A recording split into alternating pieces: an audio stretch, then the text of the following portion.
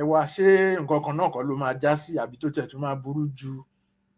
tibẹ̀ yẹn lọ, ibi tí mo ní iye wọn parẹ́ ni. But more importantly and more seriously,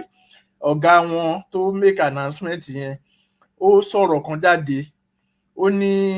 àwọn ṣe petition kan fún 5 million àbí kinní kan, ìyẹn ló fún wọn ní àṣẹ láti lọ máa ṣe nǹkan tó ń ṣe. Mo dẹ̀ wá rántí pé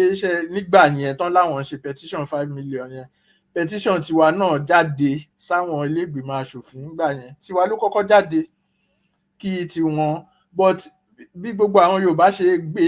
5 million no 5 million no, ńṣe náà fi bà gbogbo ọ̀rọ̀ kí tiẹ̀ nítumọ̀ petition ṣe náà fi bàjẹ́. A ti rí àwọn kan nù wọn tán wá bá wa tán wá sọ pé àwọn mọ báwọn ṣe máa inflate, bọ́n ṣe máa make nọ́mbà tiwa náà kó pọ̀ gan-an. A dẹ̀ sọ pé àfẹ́ nítorí ibi táwa ń lọ, àmọ́ ibi tá à ń lọ ní kínní. So gbogbo yẹn àti pé ṣe mọ̀ tí gbogbo ọ̀rọ̀ tá à ń sọ wípé jàǹgbára unfortunately àwọn tó jẹ́ olórí wọn la àwọn tó ń tẹ̀lé wọn lóye nǹkan tó ń jẹ́ ìjàǹgbara.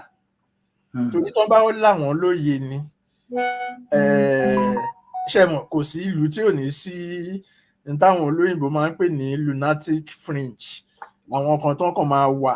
tí wọ́n á kàn máa ṣe nǹkan tó wù wọ́n ṣá, pé àwọn yẹn wà ńbẹ̀. Ṣùgbọ́n ní situation tiwa tá a wà, a lè sọ pé gbogbo ọ̀rọ̀ jàǹgbara tá à ń ṣe kò sí ìlàlóye ńbẹ̀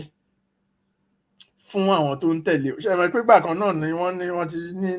currency, wọ́n ti ní airport, wọ́n ti ní gbá, wọ́n ti dáwó, wọ́n ti ní passport. Ìgbà tó yá làwọn kan ń pera wọn ní NINAS, àwọn ti kúrò Nàìjíríà. Ṣé ẹ mọ̀ gbogbo irú àwọn nǹkan tó máa dàbẹ́ ni pé ṣé kìí ṣe pé àwọn people yìí ti yọ nǹkan mu níbi kan náà, kò jẹ́ kí ó fún ọ̀rọ̀ ìjàǹgbara ní authority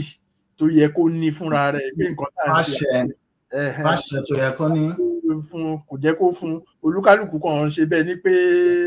wọ́n kàn rò pé káwọn kan bọ́ síta ní veranda pálọ̀ wọn kan dẹ̀ ṣe kinní kan.